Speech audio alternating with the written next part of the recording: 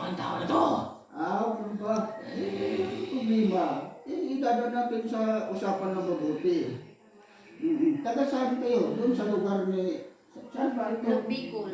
Taga Bicol kayo. Galing po kayo sa Bicol, kaibigan. Galing na ng Maynila, nang galing sa Bicol. Oo, ganun ba? Ako ang kaibigan mo. Si Brother Fernan. So, yun lang gusto mo? Yung ano pangalan nito? Bernardo. Si Bernardo. Junior Banico. Oo. Halo. Anong gusto mo sa kanya? Yung maging kaibigan? Buhay niya. Ay,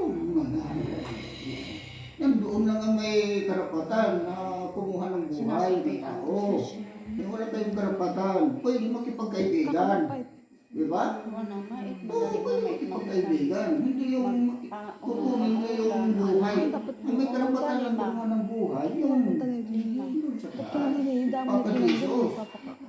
Oo, yun lang. Magbibihis ako, kaibigan. Magbibihis ako para... Kuya, sa itong bato ko sobra. Ha? Ito, ang uniforme ko. Makikita mo. Kasi biglaan kang dumating. Gusto ko yun na may bigay mo sa atin yung iyong opinion. Ha? Ano ka ba? Engkanto o kaluluwa o... Demonyo ko. Ay, suso. Walang problema. Yan siya, Huwag mo tatawagin siya. Kasama natin yan. Siya mismo yung may-ari. Siya mismo naglikha dito. Sino pa ba? Yung mo? Kaibigan ko si kaibigan ko. Kaibigan ko yan.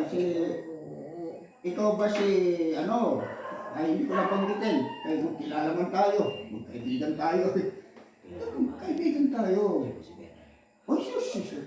Magkaibigan tayo. Kasi brother mo.